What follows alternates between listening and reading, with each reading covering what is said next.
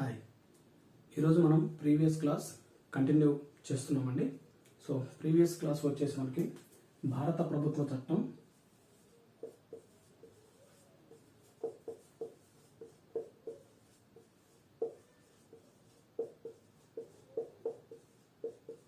1919 almost all main points అన్ని ఈ చట్టంలో ఉన్న ముఖ్యాంశాలన్నీ మనం ప్రీవియస్ క్లాస్లో ఎక్స్ప్లెయిన్ చేసామండి.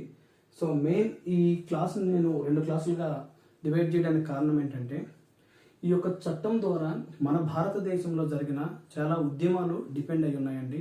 అదేవిధంగా ఏదైతే మనం సైమన్ కమిషన్ అని చెప్పుకుంటున్నామో అది కూడా ఈ చట్టానికి రిలేషన్ ఉంది కాబట్టి నేను సపరేట్గా అది కంప్లీట్గా మీకు ఆ యాక్ట్ 1919 చెప్పేసి దాంట్లో ఉన్న స్వరాజ్ పార్టీ గురించి, అదేవిధంగా ఈ యొక్క సైమన్ కమిషన్ గురించి ఇవన్నీ చెప్తే మీరు కన్ఫ్యూజ్ అవుతారని నేను ముందుగా మెయిన్ ముఖ్యాంశాలన్నీ కూడా మీకు ముందు పార్ట్ ఏలో పెట్టానండి.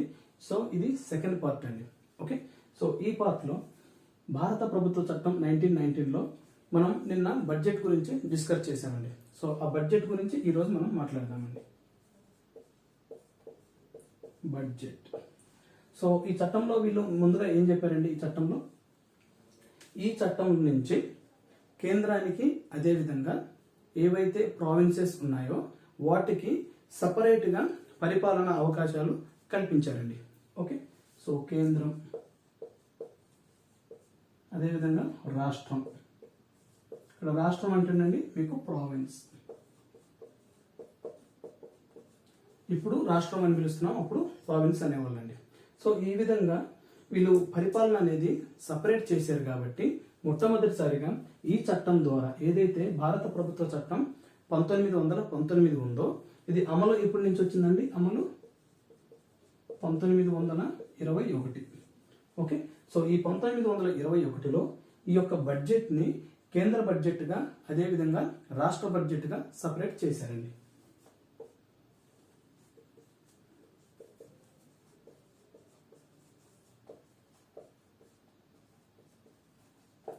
రాష్ట్ర బడ్జెట్.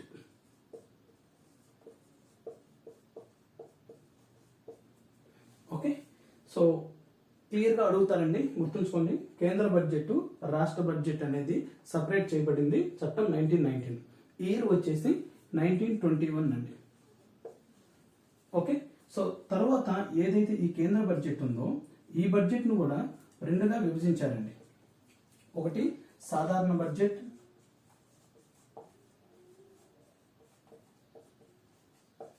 Railway budget. వీటి మీద బిట్స్ ఎక్కువ వచ్చే అవకాశం ఉంటుందండి. ఒకసారి ఆలోచించండి. 1921లో కేంద్ర బడ్జెట్ సపరేట్ చేశారు, రాష్ట్ర బడ్జెట్ సపరేట్ చేశారు. తర్వాత ఏ సంవత్సరంలో కేంద్ర బడ్జెట్ని సాధారణ బడ్జెట్గా మరియు రైల్వే బడ్జెట్గా విభజించారు అన్నప్పుడు మీరు గుర్తుంచుకోవాల్సింది 1924 అండి. 1924-25 ఇయర్లో. ఓకే, సో ఇలా ఇది సాధారణ బడ్జెట్, ఇది రైల్వే బడ్జెట్గా విభజించడానికి వీళ్ళు ఒక కమిటీని వేశారండి. ఓకే, సో ఆ కమిటీ కూడా చాలా ఇంపార్టెంట్ అండి. సో కేంద్ర బడ్జెట్గా సాధారణ బడ్జెట్, రైల్వే బడ్జెట్గా సపరేట్ చేసి ఇలా చేయండి అని చెప్పిన కమిటీ పేరు అక్వార్త్ కమిటీ అండి. ఓకే, సో ఈ బడ్జెట్లో చాలా ఇంపార్టెంట్ అండి, ఇది గుర్తుంచుకోండి, అక్వార్త్ కమిటీ. నెక్స్ట్ ఇప్పుడు ప్రజెంట్ అప్డేట్ ఏంటంటే అండి, ఇక్కడ అడిగేదేమో కేంద్ర బడ్జెట్ని 2గా విభజించిన ఇయర్ అని అడుగుతారండి. ప్రస్తుతం ఇప్పుడు ఏదైతే నేను సాధారణ బడ్జెట్ అని చెప్తున్నానో రైల్వే బడ్జెట్ అని చెప్తున్నానో ఇవి రెండింటిని ప్రజెంట్ ఇప్పుడు కంబైన్ చేశారండి. సో దాని గురించి కూడా మీరు తెలుసుకొని ఉండాలి. నెక్స్ట్ ఇక్కడికి వచ్చేసరికండి ఈ బడ్జెట్ అనేది వాస్తవంగా మనకి ఎప్పుడైతే ఒకసారి గుర్తుంచుకోండి 1861లో మనకి బడ్జెట్ని ప్రవేశపెట్టారు. 1892 యాక్ట్లో, ఇండియన్ కౌన్సిల్ యాక్ట్ అండి. ఈ యాక్ట్లో ఏం చేశారండి, వాళ్ళు బడ్జెట్ గురించి మాట్లాడడానికి భారతీయులకి అవకాశం కల్పించారు. సో ఇప్పుడు ప్రస్తుతం ఉన్నదండి 1919 ఈ చట్టం ద్వారా వీళ్ళు బడ్జెట్ అనేది సపరేట్ చేసేసి కేంద్రానికి రాష్ట్రాలకి అవకాశం కల్పించారు. అయితే ఎన్ని గంటలకి ఈ యొక్క సభలలో బడ్జెట్ని ప్రవేశపెడతారంటే అది చాలా ఇంపార్టెంట్. సాయంత్రం 5 గంటలకి. ఇక్కడ మీరు అప్డేట్ గురించి కనుక మాట్లాడితే అండి, సో ఈ భారతదేశంలో సాయంత్రం 5 గంటలకి అంటే ఆల్మోస్ట్ అందరూ ఆఫీసుల నుంచి ఇంటికి వెళ్ళే టయానికి ఎందుకు వీళ్ళు సాయంత్రం 5 గంటలకి బడ్జెట్ని ప్రవేశపెడుతున్నారంటే దీని వెనుక రీజన్ ఏంటంటేనండి, మనము 1919 ఆ టైంలో మన భారతదేశాన్ని పరిపాలిస్తున్న వాళ్ళు బ్రిటిష్ వాళ్ళు అక్కడ బ్రిటిష్ పార్లమెంట్లో వాళ్ళు ఉదయం 11 గంటలప్పుడు వాళ్ళు బడ్జెట్ని ప్రవేశపెట్టుకునే వాళ్ళండి. సో అదేవిధంగా వాళ్ళు ఆ కంట్రీలో ఏ టైంలో అయితే బడ్జెట్ ప్రవేశపెట్టుకుంటున్నారో దానిని ఇక్కడ మన ఇండియాలో కూడా వాళ్ళు అదే టైంకి ప్రవేశపెట్టడానికి చూశారండి. సో అందువల్లనే అక్కడ వాళ్ళు 11 గంటలు మార్నింగ్ అయినప్పుడు మనకు సాయంత్రం 5 కాబట్టి ఇక్కడ బడ్జెట్ అనేది మనకి సాయంత్రం 5 గంటలకి ప్రవేశపెడతారండి. Okay, so clear. సో ఇలా ప్రవేశపెట్టడాన్ని మన భారతదేశంలో 2000 సంవత్సరంలో ఎవరైతే వాజ్పేయి గారు ప్రధానమంత్రిగా ఉన్నారో అతను సాయంత్రం 5 గంటలకు ఎందుకు ప్రవేశపెట్టాలి, ఇది ఎవరో బ్రిటిష్ వాళ్ళు పెట్టినది కాబట్టి మనం 5 గంటలకే ఎందుకు ప్రవేశపెట్టాలి అని చెప్పేసి అతను ఈ 5 గంటల అనేది కాన్సెప్ట్ ని తీసివేసేసి 2000 సంవత్సరంలో 2000 వాజ్పేయి మనకి ఉదయం పూట 11 గంటలకి బడ్జెట్ ప్రవేశపెట్టేటట్టు వీళ్ళు చేశారండి. ఓకే, సో ఇది మెయిన్ కాన్సెప్ట్ బడ్జెట్ గురించి. నెక్స్ట్ ఇక అప్డేట్కి వస్తేనండి, ఇక్కడ మనం ఏం చెప్పాము, ఇక్కడ 1924-25లో కేంద్ర బడ్జెట్ని సాధారణ బడ్జెట్గా రైల్వే బడ్జెట్గా సపరేట్ చేశారండి. మళ్ళీ వీళ్ళు 2015లో ఎవరైతే మోడీ ప్రభుత్వం ఉందో దీని మీద ఈ రైల్వే సంస్కరణల మీద ఒక కమిటీని ఏర్పాటు చేశారండి. సో ఆ కమిటీ ఏంటంటే బివేక్ దేబ్రాయ్. ఓకే, సో 2015 సంవత్సరంలో సాధారణ బడ్జెట్ని రైల్వే బడ్జెట్ని కలపాలని చెప్పేసి వీళ్ళు ఒక కమిటీని వేశారు. ఆ కమిటీ వచ్చేసి బివేక్ దేబ్రాయ్ కమిటీ. ఓకే, సో ఈ కమిటీ ఇచ్చిన సూచనలు ఏంటంటే 2016, 2017 ఈ ఇయర్లో వీళ్ళు ఏదైతే మనం సాధారణ బడ్జెట్ అని చెప్తున్నామో ఈ సాధారణ బడ్జెట్ని ప్లస్ ఈ రైల్వే బడ్జెట్ని కంబైన్ చేయమని చెప్పేసి వీళ్ళు ఈ కమిటీ సూచనలు ఇస్తుందండి. ఓకే, సో ఈ కమిటీని ఎందుకు వేశారు, రైల్వే సంస్కరణలపై ఈ కమిటీని వేస్తే వాళ్ళు ఇచ్చిన ఆన్సర్ ఇదండి. సో వీళ్ళు 2017 నుంచి 2018 టైంలో ఈ యొక్క వీళ్ళు ఏదైతే కలపమని చెప్పారో ఈ రెండింటిని దీన్ని అమలు పరిచారండి. ఓకే, సో ఇది ఓవరాల్ గా భారత ప్రభుత్వ చట్టంలోని స్టార్ట్ అయిన ఈ బడ్జెట్ ని డివైడ్ కాడి నుంచి ప్రస్తుతం ఎప్పుడు కలిపారు అనే దానికి ఇది దాని యొక్క హిస్టరీ అండి. ఓకే, సో దీని మీద అందరికీ ఒక కంప్లీట్ అవగాహన అయితే ఉండాలండి. ఓకే, నెక్స్ట్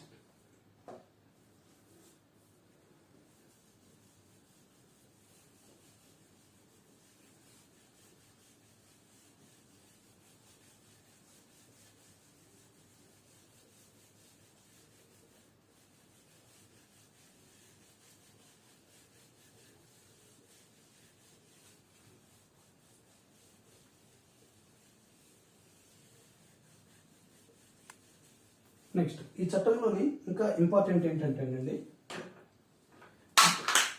వీళ్ళు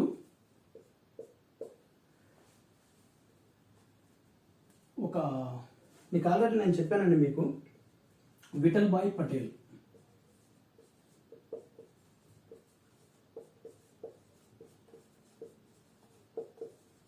ఇతను ఎవరండి, ప్రీవియస్ క్లాస్లో చెప్పాను. 1925లో ఏదైతే మనం లెజిస్లేటివ్ అసెంబ్లీ అని చెప్తున్నామో దానికి అధ్యక్షుడిగా ఎన్నిక కాబడిన వ్యక్తి అండి. మీకు ఎవరైనా డౌట్ ఉంటే ఇది ప్రీవియస్ క్లాస్ చూడండి. ఎన్నుకోబడిన వ్యక్తి అండి. వాస్తవానికి వీళ్ళు ఏం చేస్తారంటే 1921 ఆ టైంలో ఏదైతే ఐఎన్సి అని మనం చెప్పుకుంటున్నామో Indian National Congress. Okay, so ఈ ఐఎన్సిలో చీలికలు వస్తాయండి. ఓకే, సో గాంధీజీ ఏమని చెప్తాడంటే మనము ఎన్నికలలో పోటీ చేయొద్దు, మనము ఎన్నికలలో పోటీ చేయకుండా మనం సపరేట్గా ఉద్యమం చేస్తామని ఈ ఐఎన్సీలో ఉన్న గాంధీజీ చెప్తాడండి. సో దీనిని వ్యతిరేకించిన ముగ్గురు వ్యక్తులండి. వాళ్ళలో ఒకరు Vithalbhai Patel, right. Second one Motilal Nehru. Nehru వాళ్ళ ఫాదర్ అండి. ఓకే, మోతీలాల్ నెహ్రూ. నెక్స్ట్ మూడవ పర్సన్ వచ్చేసి చిత్తరంజన్ దాస్.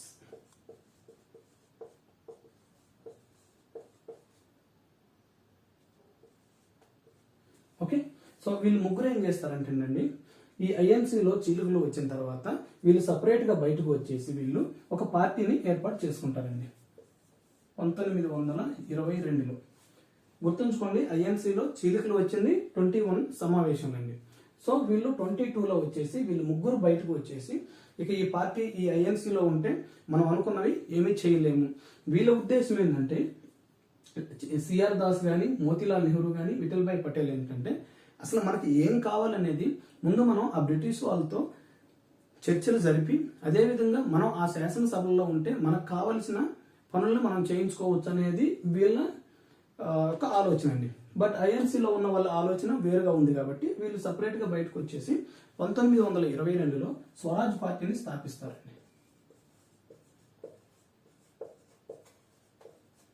రైట్, స్వరాజ్ పార్టీని స్థాపించినప్పుడు ఈ చిత్తరంజన్ దాస్ ఏమో అధ్యక్షుడండి. నెహ్రూ వచ్చేసి కార్యదర్శి అండి.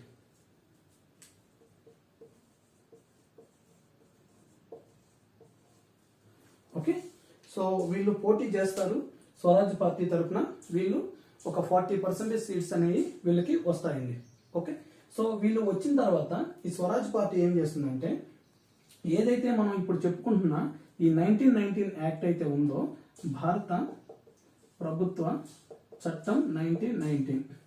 ఓకే, ఈ చట్టంలో ఏవైతే వీళ్ళు చెప్పారో వాటిని మాకు అవి తక్షణమే అమలు చేయాలి. అదేవిధంగా ఈ చట్టంలో వీళ్ళు ఏవైతే చెప్పుంటారో అవి వీళ్ళకి నచ్చలేదనుకోండి, వాటి కోసము ఆ ప్రభుత్వానికి కొన్ని సూచనలు చేశారండి. అవి చాలా ఇంపార్టెంట్ అండి. స్వరాజ్ పార్టీ సూచించిన సూచనలు.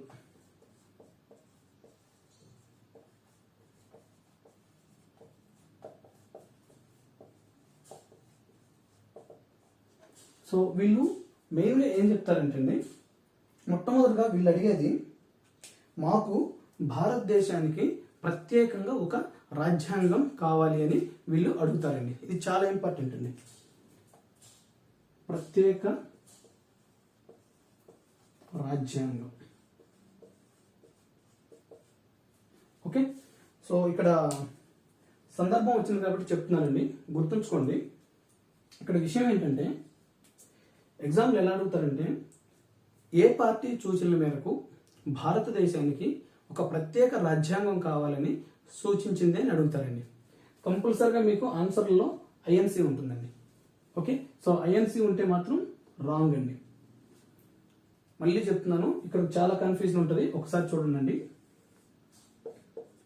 స్వరాజ్ పార్టీ మొట్టమొదటిసారిగా భారతదేశానికి ఒక రాజ్యాంగం కావాలని చెప్పి అడిగింది స్వరాజ్ పార్టీ అండి.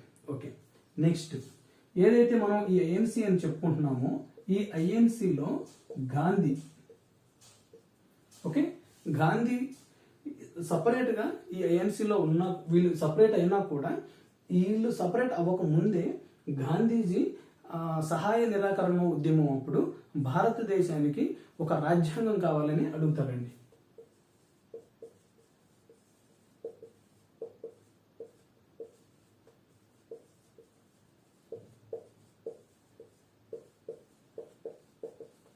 డిఫరెన్స్ అర్థం చేసుకోండి. పార్టీ అని అడిగితే స్వరాజ్ పార్టీ, ఓకే, అలా కాకుండా ఉంటే ప్రత్యేక రాజ్యాంగం గాంధీ అండి. నెక్స్ట్ దీని మీద ఇంకో బిట్ ఎలా వస్తుందంటేనండి, ఎవరు భారతదేశానికి రాజ్యాంగం రచించడానికి ఒక రాజ్యాంగ పరిషత్ కావాలని చెప్పిన వాళ్ళని అడుగుతారండి. ఎంఎన్ రాయ్.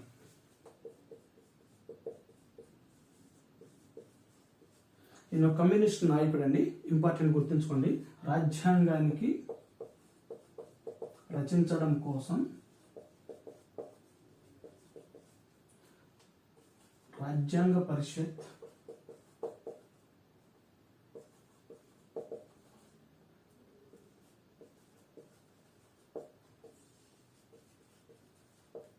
ఓకే, సో మూడు కన్ఫ్యూజ్ ఉంటాయండి, గుర్తుంచుకోండి. రాజ్యాంగం రచించడం కోసం రాజ్యాంగ పరిషత్ అనేవి డిమాండ్ చేసిన వ్యక్తి ఎంఎన్ రాయ్. భారతదేశానికి ప్రత్యేక రాజ్యాంగం ఉండాలి అని చెప్పిన వ్యక్తి గాంధీ. భారతదేశానికి ప్రత్యేక రాజ్యాంగం ఉండాలి అని సూచించిన పార్టీ స్వరాజ్ పార్టీ. చాలా మంది కన్ఫ్యూజ్ అవుతారండి. ఓకే, ఇది ఫస్ట్ దాన్ని, ప్రత్యేక రాజ్యాంగం. తర్వాత వీళ్ళు మనం ఈ చట్టంలో వీళ్ళు ఏం చెప్పారండి, 1919 చట్టంలో కేంద్రానికి కొన్ని పవర్ ఇచ్చారు, అదేవిధంగా రాష్ట్రాలకి కొన్ని పవర్స్ ఇచ్చారండి. దీన్ని ఏం చేశారు వీళ్ళు మళ్ళీ రిజర్వ్డ్, అదేవిధంగా ట్రాన్స్ఫర్డ్. ఓకే, సో ఇట్లా ఏదైతే ఈ ద్వంద్వ పాలన ప్రవేశపెట్టారో దీన్ని డైరార్కీ అంటామండి. ఓకే, ఈ ద్వంద్వ పాలనని రద్దు చేయండి అని సూచించారండి. ద్వంద్వ పాలన రద్దు.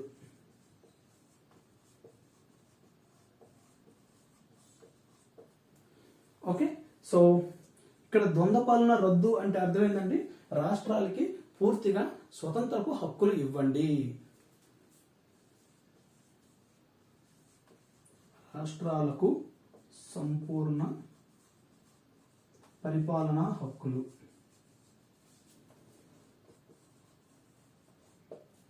ఓకే, నెక్స్ట్ మీకు ఈ 1919 యాక్ట్ కానీ పర్ఫెక్ట్ గుర్తుంటే వీళ్ళు చెప్పిన సూచనలు వాళ్ళు ఏవైతే చెప్పారో వాటిని జస్ట్ మోడిఫికేషన్ చేయమని వీళ్ళు చెప్పారండి.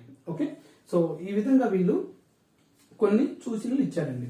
అయితే వీళ్ళు తర్వాత ఏమవుతుందంటే ఇది ఆల్రెడీ ఐఎన్సీలో నుంచి సపరేట్ అయ్యి బయటకు వచ్చి పార్టీ పెట్టిన వాళ్ళు కాబట్టి వీళ్ళు ఈ యొక్క స్వరాజ్ పార్టీని తర్వాత మళ్ళీ ఐఎన్సీలో విలీనం చేసేస్తారండి. ఓకే, సో ఈ సూచనలు ఇచ్చిన తర్వాత వీళ్ళు ఏం చేస్తారంటే అప్పుడు బ్రిటన్లో వచ్చేసి వీళ్ళు సూచనలు చేశారండి. అప్పుడు బ్రిటన్లో అధికారంలో ఉన్న పార్టీ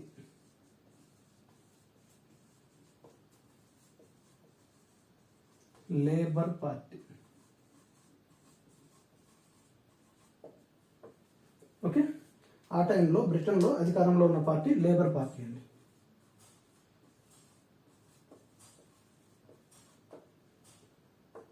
ఓకే, ఈ పార్టీ ఏం చేస్తుందంటే ఒక కమిటీని ఏర్పాటు చేసేసి ఆ కమిటీని భారతదేశంలో వీళ్ళు ఏవైతే డిమాండ్ చేస్తున్నారో అవి ఏంటి, వాళ్ళకి కార్యాచరణ ఎలా చేయాలని చెప్పేసి వీళ్ళు ఈ బ్రిటన్లో ఉన్న లేబర్ పార్టీ ఒక కమిటీని నియమిస్తుందండి. ఆ కమిటీ ఎగ్జామ్లో చాలా ఇంపార్టెంట్ అండి.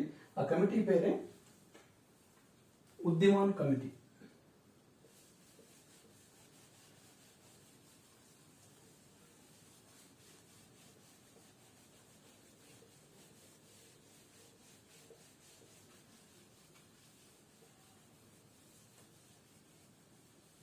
ఈ స్వరాజ్ పార్టీ సూచనలపై 1924లో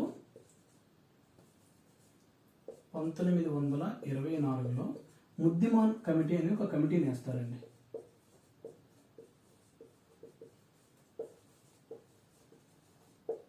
ఓకే, సో ఈ కమిటీలో మొత్తం 9 మంది సభ్యులు ఉంటారండి.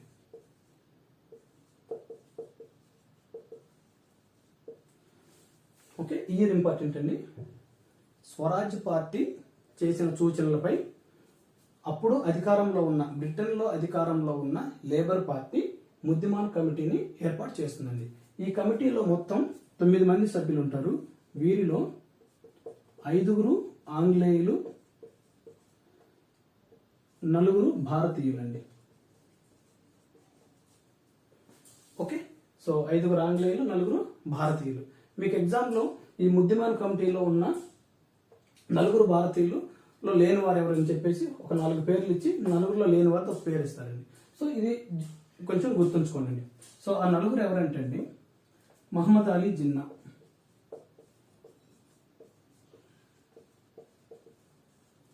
Next Tej Bahadur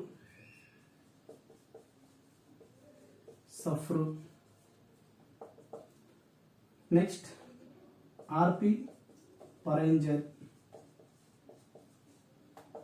next Shivaswami Iyer.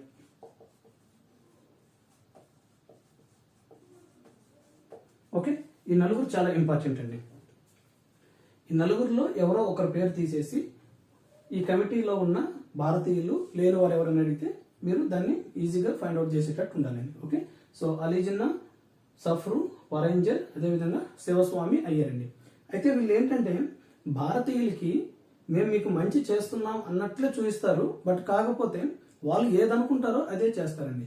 ఒకసారి మీరు ఇక్కడ ఈ నెంబర్ చూడండి, 5 ఆంగ్లేయులు మెజారిటీ, 4 భారతీయులు. అయితే ఈ 4 ఏవైతే సూచనలు చేస్తారో అవి ఈ ఆంగ్లేయులు ఒప్పుకోరండి. ఓకే, అట్లా ఈ కమిటీలో ఉన్న ఈ 9 మందిలో వీళ్ళు చెప్పిందేమో వీళ్ళు వినరు, వీళ్ళు చెప్పింది వీళ్ళు వినరని, అలా చివరికి ఏమవుతుందంటే ఈ కమిటీ అనేది ఒక సక్సెస్ అవ్వదండి. సో దానికి వాళ్ళు ఏం చెప్తారంటే బ్రిటన్ ప్రభుత్వము ఈ ముద్దిమాన్ కమిటీ ఇచ్చిన సూచనలు వీళ్ళ మధ్య ఒకరికి ఒక కమ్యూనికేషన్ పెరగట్లేదు కాబట్టి ఇలా కాదు, మీరు మొత్తం లండన్కి రండి, ఎవరైతే ఈ భారతదేశంలో ఉన్న పార్టీలు కానీ లేకపోతే ఇక్కడ ఉన్న స్థానిక సంస్థలు కానీ ఇవన్నీ లండన్కి రండి, అక్కడ మేము కొన్ని రౌండ్ టేబుల్ సమావేశాలు జరుపుతాము, అక్కడ మనకున్న ప్రాబ్లమ్ని చర్చించుకుందామని చెప్పేసి వీళ్ళు అడుగుతారండి. ఓకే, సో అందువల్ల ఈ కమిటీ అనేది సక్సెస్ అవ్వదు. వీళ్ళు ఏమంటారంటే లండన్లో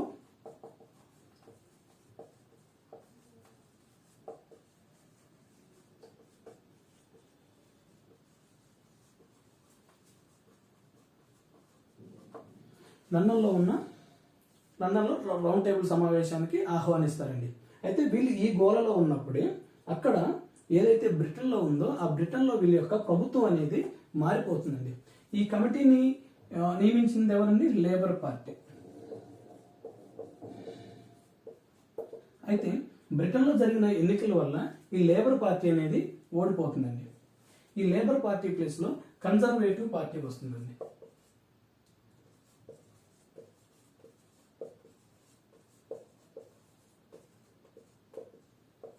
ఓకే, సో ఈ కన్జర్వేషన్ పార్టీ ఎప్పుడైనా చూడండి, ఏ ప్రభుత్వం అయినా సరే ఒక ప్రభుత్వం చేంజ్ అయిన తర్వాత అంతకుముందు చేసిన ఏ కమిటీలు ఉన్నా కూడా నెక్స్ట్ వచ్చిన ప్రభుత్వానికి అవి నచ్చవండి.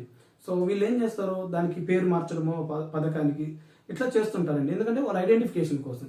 అదేవిధంగా ఇక్కడ ఎవరైతే లేబర్ పార్టీ ఈ కమిటీని నియమించిందో భారతదేశంలో వాళ్ళకి యొక్క అవసరాల గురించి వీళ్ళు ఏం చేస్తారంటే ఈ కన్జర్వేషన్ పార్టీ ఈ ముద్దిమాన్ కమిటీని వెనక్కి పిలిపించేస్తారండి.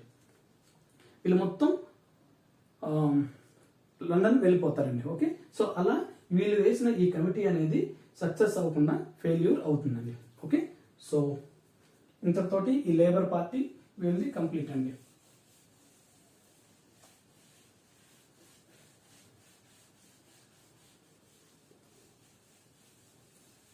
అయితే ఇక్కడ విషయం ఏంటంటేనండి, ఇప్పుడు కన్జర్వేటివ్ పార్టీ అధికారంలోకి వచ్చింది. వీళ్ళు ఏం చేస్తారంటే 1927లో నవంబర్ సైమన్ కమిషన్ అని ఒక దాన్ని ఏర్పాటు చేస్తారండి.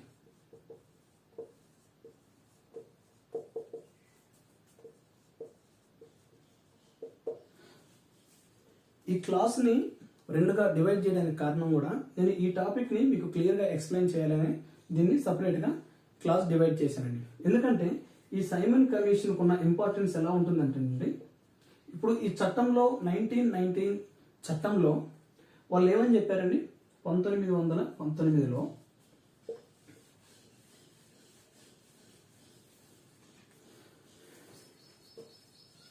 వీళ్ళు ఏం చెప్తారంటే, ఏదైతే 1919 అనే చట్టం ఉందో ఒక 10 సంవత్సరాల తర్వాత మనం చేసిన చట్టము భారతీయులకి ఏ విధంగా ఉపయోగపడుతుందో అని తెలుసుకోవడం కోసం వీళ్ళు క్లియర్గా ఒక 10 సంవత్సరాల తర్వాత ఒక కమిషన్ని వేయమని చెప్తారండి. అంటే అది ఎప్పుడు ఉంటుందండి, 10 అంటే 1929.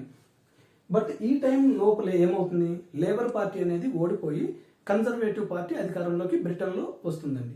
సో అందువల్ల వీళ్ళు ఏం చేస్తారంటే ఈ 1929 సమయం కూడా రాకముందే 2 సంవత్సరాల ముందే 1927లో ఈ సైమన్ కమిషన్ని ఏర్పాటు చేస్తారండి. ఓకే, సో దీని ఉద్దేశం ఏంటి, ఇంతకుముందు మనం ఏదైతే ముద్దిమాన్ కమిటీ చెప్పుకున్నామో సేమ్ ఇది కూడా అదే ఉద్దేశం అండి.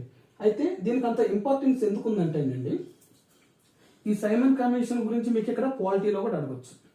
రైట్, నెక్స్ట్ ఈ సైమన్ కమిషన్ గురించి మీకు ఆధునిక భారతదేశ చరిత్ర సో ఆధునిక భారతదేశ చరిత్రలో కూడా ఇది చాలా ఇంపార్టెంట్ అండి. నెక్స్ట్ అలానే కాకుండా మన ఏపీ చరిత్ర చాలా ఇంపార్టెంట్ అండి. నెక్స్ట్ టిఎస్ చరిత్ర. సో మీరు ఎక్కడ చూసుకున్నా కూడా అది ఏపీ అయినా కానీ టిఎస్ అయినా కానీ ఓవరాల్గా భారతదేశం అయినా సరే అండ్ మన పాలిటీ కానీ అంత ఇంపార్టెన్స్ ఉన్న టాపిక్ సైమన్ కమిషన్ అండి. సో అందువల్లే మనం దీన్ని సపరేట్గా అది కంటిన్యూ చేస్తే మరీ మీకు బోర్ కొడుతుందని చెప్పేసి నేను సపరేట్గా ఈ క్లాస్ చేస్తున్నానండి. రైట్, అసలు దీని ఉద్దేశం ఏందో చూద్దామండి. ఫస్ట్ వీళ్ళు ఈ సైమన్ కమిషన్ కానీ వాస్తవానికండి మనం ఒకసారి హిస్టరీ మాట్లాడుకుంటే మన ఆంధ్రప్రదేశ్లో కానీ సైమన్ కమిషన్ కానీ మనం కానీ యాక్సెప్ట్ చేసి ఉంటే 1932 ఈ టైం లోపలే ప్రత్యేక ఆంధ్రప్రదేశ్ అనేది ఏర్పడి ఉండేదండి. బట్ వీళ్ళు ఏం చేస్తారంటే ఈ సైమన్ కమిషన్ని యాక్సెప్ట్ చేయకపోవడం వల్ల మన ప్రజలకి ఏమి కావాలో అది ఈ సైమన్ కమిషన్ తెలియకపోవడం వల్ల మన ఆంధ్రప్రదేశ్ ఏర్పడడానికి ఇన్ని సంవత్సరాల టైం పట్టిందండి. ఓకే, సో ఈ సైమన్ కమిషన్ని అక్కడ వాళ్ళు సింధు వాళ్ళు కానీ వీళ్ళు యాక్సెప్ట్ చేస్తారు కాబట్టి వాళ్ళు ఆ టైంలోనే వాళ్ళ యొక్క రాష్ట్రాలు ఏర్పడ్డాయండి. ఓకే, ఒక్కసారి ఈ సైమన్ కమిషన్కి ఇంకొక పేర్లు ఏమున్నాయో చూద్దామండి. సైమన్ కమిషన్ ఇంకొక పేరు వచ్చేసి వైట్ కమిషన్,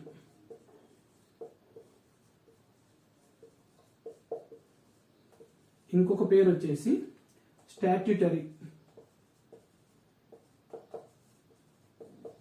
కమిషన్.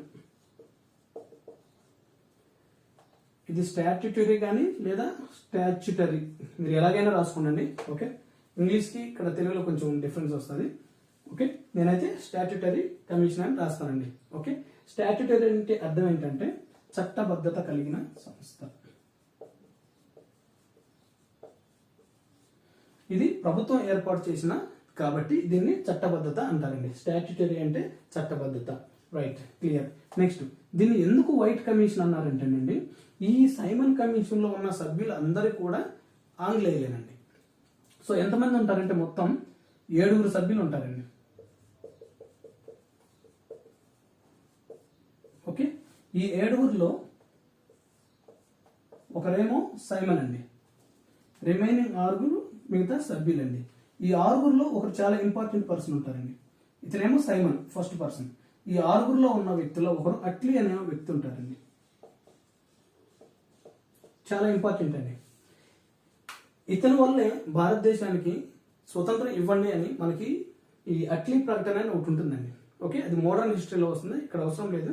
ఇక్కడ స్పెషల్గా ఎందుకు చెప్తున్నానంటే ఈ 6 ఉన్న సబ్జెక్టులో అట్లీ అనే వ్యక్తి ఒక సభ్యుడిగా ఉన్నాడు కాబట్టి అతను ఈ కమిషన్లో భారతదేశానికి వచ్చినప్పుడు ఈ భారతీయులకి ఏవైతే అవసరాలు ఉన్నాయో అవన్నీ ఇతను చూసి బ్రిటన్ వెళ్ళాడు కాబట్టి ఇతను 1940 తర్వాత ఇతను ప్రధానమంత్రి అవుతాడండి. సో ఇతని యొక్క మాట మీదే మనకు ఆ రోజు భారతదేశానికి స్వతంత్రం ప్రకటించబడుతుందండి. సో అట్లీ మీరు గుర్తుంచుకోండి, అట్లీ ప్రకటన అంటారు. రైట్, అయితే ఇక్కడ ఈ సైమన్ కమిషన్ ఎప్పుడు ఏర్పాటు చేయబడింది? ఈ సైమన్ కమిషన్ లో నేను చెప్పే ప్రతి డేట్ కానీ నేను చెప్పే ప్రతి ఒక్కరి పేర్లు కానీ చాలా ఇంపార్టెంట్ అండి. ఓకే, సో ఇది లండన్లో ఎప్పుడు ఏర్పాటు అయింది? 1927 నవంబర్. ఓకే, సో నెక్స్ట్ మన భారతదేశానికి వీళ్ళు ఎప్పుడు వచ్చారు? ఓకే, భారత్కి వచ్చింది 1928 ఫెబ్ 3. ఈ డేట్కి చాలా ఇంపార్టెన్స్ ఉందండి. ఈ డేట్కి ఓకే గుర్తుంచుకోండి. 1928 ఫిబ్రవరి 3లో వాళ్ళు నియమించిన కమిటీ భారతదేశానికి వచ్చింది. రైట్, అయితే ఈ కమిషన్లో ఉన్న సభ్యులు కానీ లేదా ఈ కమిషన్ మన ఎప్పుడైతే భారతదేశానికి వచ్చారో మనం ఇప్పుడు ఐఎన్సి అని చెప్పుకుంటున్నాం చూడండి. వీళ్ళందరూ ఈ సైమన్ కమిషన్ని గో బ్యాక్ సైమన్ అంటూ ఒక నినాదంతో దీన్ని చాలా రాష్ట్రాలు కానీ చాలా మంది దీన్ని యాక్సెప్ట్ చేయలేదండి. ఎందుకంటే ఆ రోజుల్లో చెప్పుకోదగ్గ పార్టీలన్నింటిలో మెయిన్ ఐఎన్సీ అండి. సో ఐఎన్సీ వాళ్ళు ఏది చెప్తే మిగతా వాళ్ళందరూ కూడా అది ఫాలో అయ్యేవాళ్ళండి. సో ఐఎన్సీ బహిష్కరించింది కాబట్టి మిగతా ప్రజలు కూడా వాళ్ళు ఎన్నుకున్నారు కాబట్టి దీన్ని సక్సెస్ అవ్వకుండా చేయాలని వాళ్ళు చూశారండి. నేను ప్రతి క్లాస్లో చెప్తున్నాను, బ్రిటిష్ వాళ్ళు ఎవరి కోసమో ఆగరండి, వాళ్ళు అనుకున్నది వాళ్ళు చేసుకొని వెళ్ళిపోతారు. ఓకే, అయితే వీళ్ళు ఐఎన్సి అనేది ఈ సైమన్ కమిషన్ ని బహిష్కరించిందండి, అంతవరకు బాగానే ఉంది. బట్ ఇక్కడ క్వశ్చన్ ఎలా అడుగుతుందంటే ఏ పార్టీలు సైమన్ కమిషన్ ని ఆహ్వానించాయి? ఓకే, సో ఈ సైమన్ కమిషన్ ని ఐఎన్సి బహిష్కరించింది.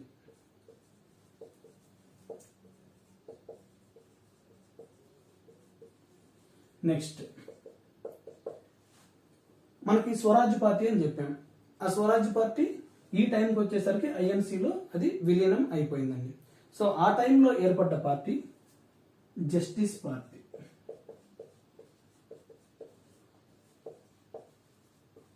ఈ జస్టిస్ పార్టీకి చాలా చరిత్ర ఉందండి. ఆ టైంలో తమిళనాడులో ఈవి రామస్వామి అనే వ్యక్తి ఈ పార్టీలో కూడా పనిచేశాడండి, చాలా ఇంపార్టెన్స్ ఉన్న వ్యక్తి. భారతదేశం మొత్తం మీద కానీ లేదా ఈ పార్టీ ఏర్పడింది తమిళనాడులో అండి. ఓకే, సో టోటల్ భారతదేశంలోనే బ్రాహ్మణులకి వ్యతిరేకంగా ఏర్పాటు చేయబడిన పార్టీ జస్టిస్ పార్టీ. దీంట్లో ఒక్క బ్రాహ్మణ్స్ తప్ప మిగతా కులాలు అందరికి సంబంధించిన వ్యక్తులు ఈ జస్టిస్ పార్టీలో ఉంటారండి. ఓకే, వీళ్ళ మెయిన్ ఇంటెన్షన్ ఏంటంటే తర్వాత ఒక నిమిషం, ఈ జస్టిస్ పార్టీ వాళ్ళ ఇంటెన్షన్ ఏంటంటే ఇక్కడ కుల సమస్య ఎక్కువ ఉంది, కుల సమస్య ఎక్కువగా ఉంది. బ్రాహ్మణులు తప్ప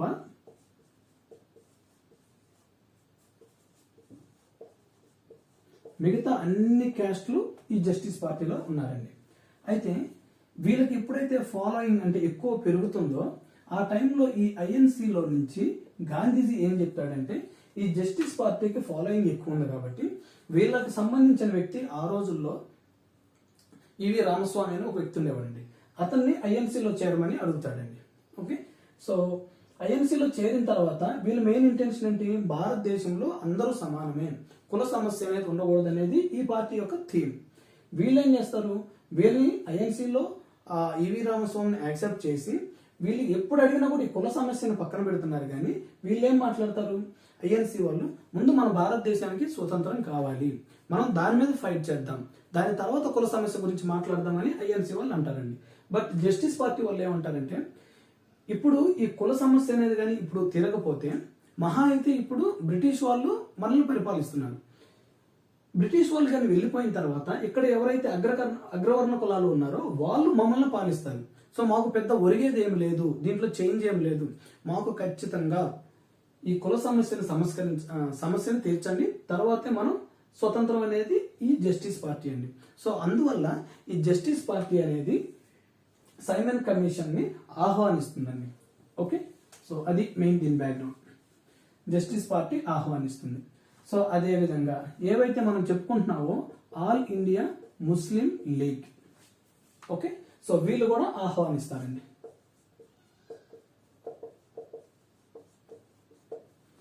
right, Justice Party All India Muslim League Simon Commission ని ఆహ్వానిస్తాయండి.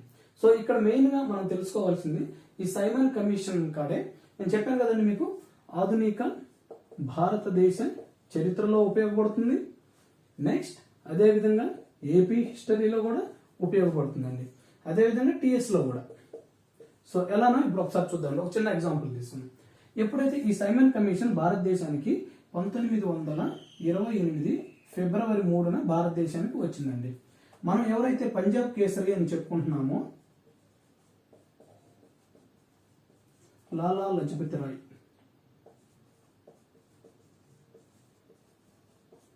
ఇతని బిరుదు ఏంటంటే పంజాబ్ కేసరి.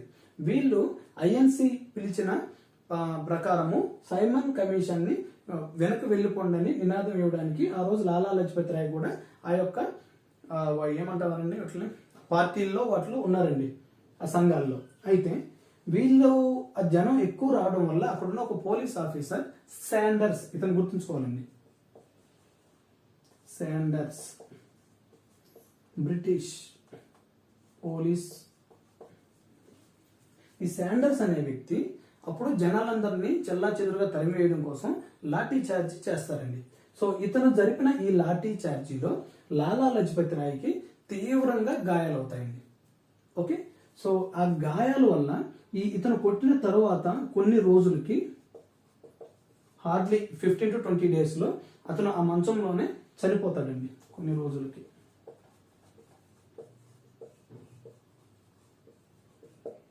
రైట్.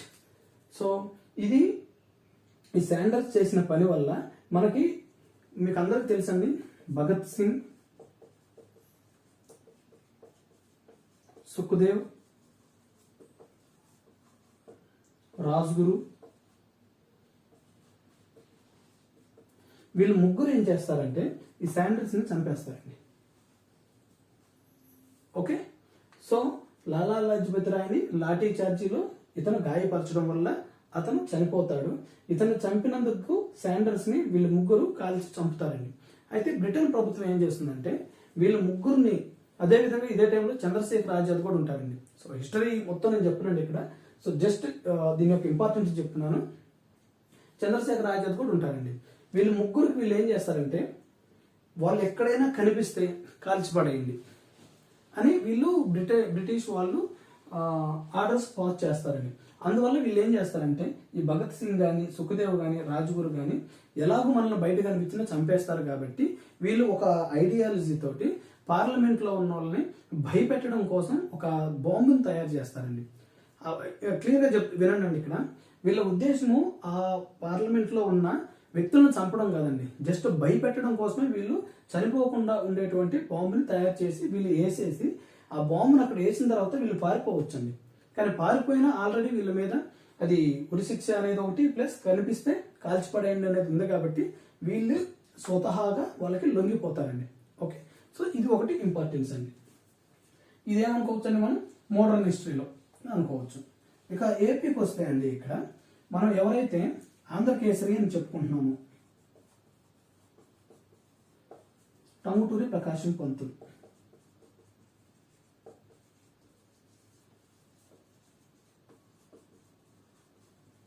ఇతనికి ఈ బిరుదు కూడా ఇది ఇంపార్టెంట్ అండి, గుర్తుంచుకోండి.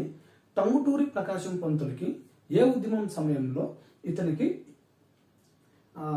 ఆంధ్రకేసరి అనే బిరుదు వచ్చింది, లేదా ఏ సందర్భంలో అడిగారు అనుకోండి, సైమన్ కమిషన్. అది కూడా ఎక్కడనేది మనం చూద్దామండి. వీళ్ళు ఏం చేస్తారంటే ఈ సైమన్ కమిషన్ ఐఎన్సీ ప్రభుత్వం ఐఎన్సీ ఏం చెప్తుందండి, ప్రభుత్వం కాదండి, ఐఎన్సీ ఇండియన్ నేషనల్ కాంగ్రెస్. వీళ్ళు ఏం చెప్తారు, భారతదేశం మొత్తం హర్తాలు నిర్వహించండి అంటే బంధులు నిర్వహించండి, ఈ వచ్చే కమిషన్ ని వెళ్ళగొట్టండి అనే నినాదం వీళ్ళు ఇస్తారండి.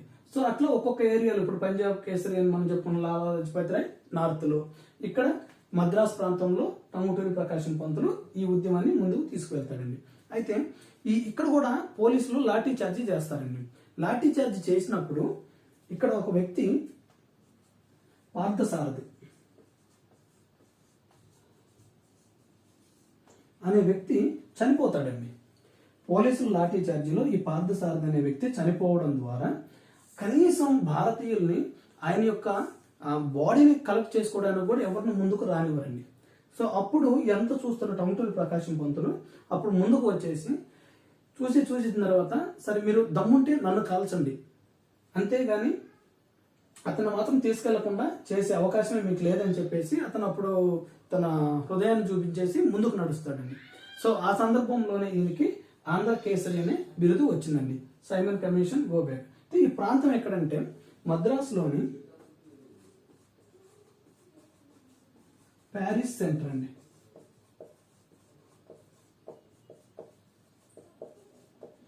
కొంచెం మద్రాసు మీద అవగాహన ఉన్న వాళ్ళకి ఈ సెంటర్ తెలిసే ఉంటుందండి. సో రైల్వే స్టేషన్ దిగి కొంచెం ముందుకెళ్తే ఒక 3-4 కిలోమీటర్లు ఉంటుంది, అంత కూడా ఉండదు అనుకుంటా. ప్యారిస్ సెంటర్ అనే ప్రాంతంలో ఈ సిచ్యువేషన్ జరిగిందండి. ఓకే. సో ఒక రకంగా చెప్పుకోవాలంటే సైమన్ కమిషన్ లో కొన్ని ఇంపార్టెన్స్ పాయింట్స్ అండి. ఓకే. సో అసలు ఈ సైమన్ కమిషన్ వచ్చి ఏం చేశారు, దాని యొక్క విధులు ఏంటో మనం ఇప్పుడు చూద్దామండి.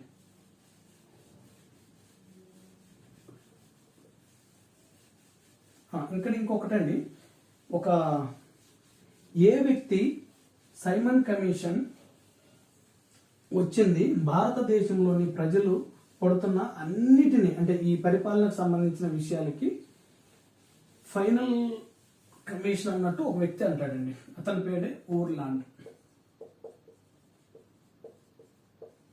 అంటే ఈ కమిషన్ ద్వారా భారతీయులకున్న ఆ కష్టాలు కానీ ఆ చట్టాలు కానీ అవన్నీ పోతాయని చెప్పిన వ్యక్తి ఓర్లాండ్ అండి. ఇతని పేరు కూడా గుర్తుంచుకోండి. అయితే మీకు నేను స్వరాజ్ పార్టీలో ఏం చెప్పానండి? స్వరాజ్ పార్టీ ఏమని చెప్పాను? భారతదేశానికి ప్రత్యేక రాజ్యాంగం కావాలి.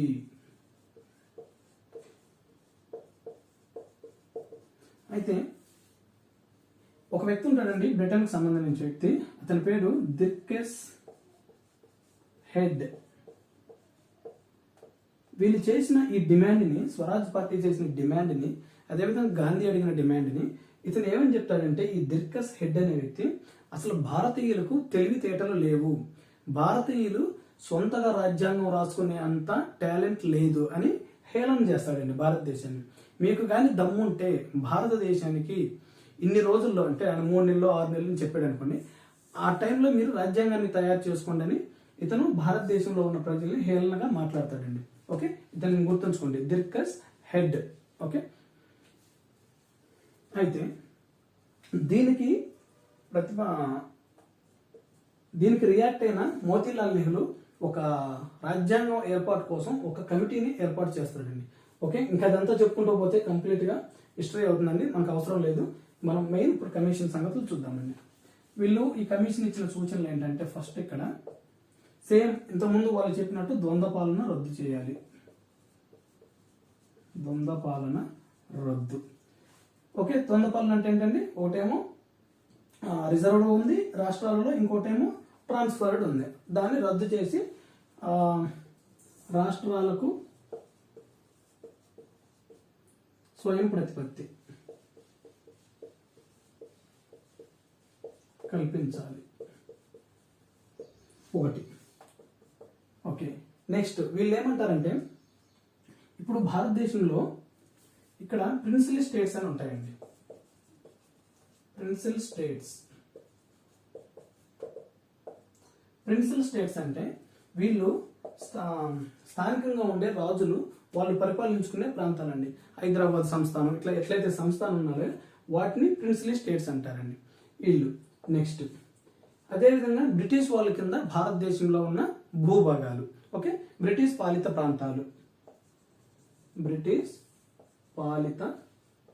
ప్రాంతాలు. ఈ సైమన్ కమిషన్ ఇచ్చిన సూచన ఏంటంటే, ఇక్కడ మీరు చూడండి, ఇది సైమన్ కమిషన్ సంబంధించిన కాదు, రఫ్ చేసేస్తున్నాను. ఇది సైమన్ కమిషన్ సూచన అండి. వీళ్ళు ఎవరైతే ఈ ప్రిన్సిపల్ స్టేట్స్ ఉన్నారో ఆ రాజులు ఎవరి కింద వీళ్ళు వర్క్ చేయరండి, వాళ్ళు స్వతహాగా ఉంటారు. వీళ్ళ ఇంటెన్షన్ ఏంది? ఇవి రెండింటిని కంబైన్ చేయాలి. కంబైన్ చేసేసి ఒకరి కిందకి పరిపాలన తేవాలనేది బ్రిటిష్ వాళ్ళది. వీళ్ళేమో రాజులు దానికి ఒప్పుకోరండి. ఓకే, సో అందువల్లనే భారతదేశంలో ఒక సమైక్య పాలన ఉండాలి, లేదా సమైక్య వ్యవస్థ ఉండాలి.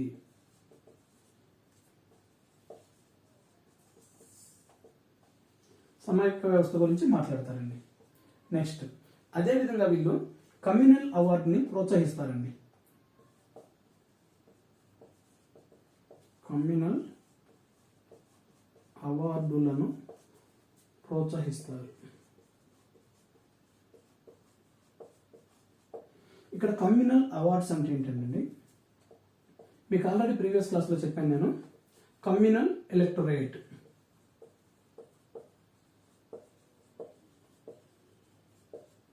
ఈ కమ్యూనల్ ఎలక్టోరేట్ ఏంటంటే ఏదైతే ఇది మత ప్రాతిపాదికపై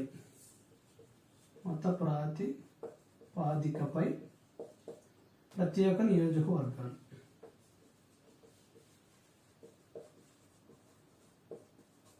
ఓకే, సో వాస్తవానికి బ్రిటన్లో ఇటువంటివి ఉండవండి. మతానికి సపరేట్గా ఓట్లని, అక్కడ బ్రిటన్లో మనుషులందరూ సమానమని. బట్ ఇక్కడ భారతదేశంలో ఇది వాళ్ళకి ఇంట్రెస్ట్ లేదండి, దీన్ని అలౌ చేయటం సైమన్ కమిషన్కి.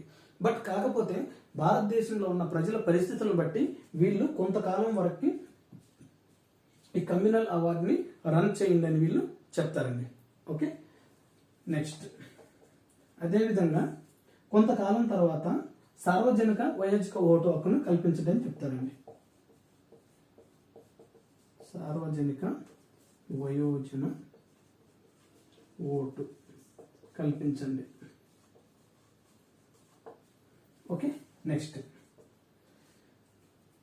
వీళ్ళు ఈ సార్వజనిక వయోజన ఓటు హక్కుని ఎందుకు కొంతకాలం తర్వాత అని చెప్పారంటే అండి, ఇక్కడ ఆల్రెడీ కమ్యూనల్ అవార్డులో చాలా మందికి ఓటు హక్కు లేక ఎవరైతే భూస్వాములు ఉంటారో, ఎవరైతే భూములు ఉంటాయో, ఎవరికైతే చదువుకొని ఆ రోజుల్లో డబ్బు ఉందో వాళ్ళకి మాత్రమే, మరియు ట్యాక్స్ కట్టేవాళ్ళు వాళ్ళకి మాత్రమే ఓటు హక్కును ఉండేయండి.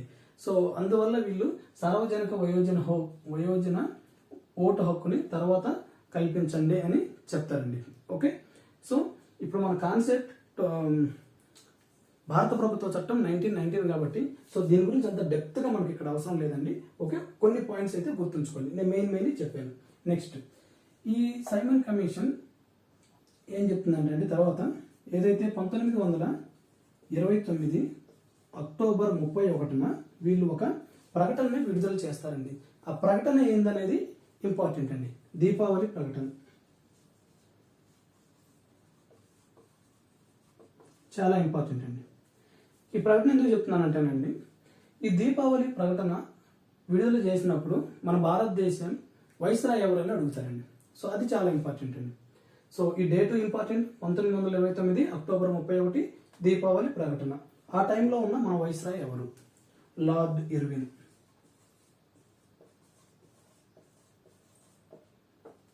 ఓకే, సో ఇది ఇంపార్టెంట్ అండి.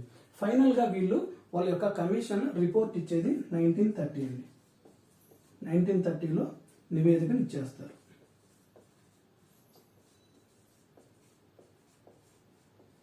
ఓకే, కంప్లీట్గా ఇంకా దీని గురించి కాన్సెప్ట్ ఉందండి. నేను సైమన్ కమిషన్ గురించి కంప్లీట్గా ఎక్స్ప్లెయిన్ చేయట్లేదు, ఇక్కడ అవసరం లేదు. మన టాపిక్ ఇక్కడ పాలిటీకి ఏవైతే అవసరమో అంతవరకు నేను ఇక్కడ ఎక్స్ప్లెయిన్ చేస్తున్నానండి. సో ఇది ఫ్రెండ్స్ సైమన్ కమిషన్. అయితే ఇక్కడ ఒక చిన్న పాయింట్ అండి, మీకు ఇందాక ఎవరైతే ఈ దిర్కస్ హెడ్ అని చెప్పానో,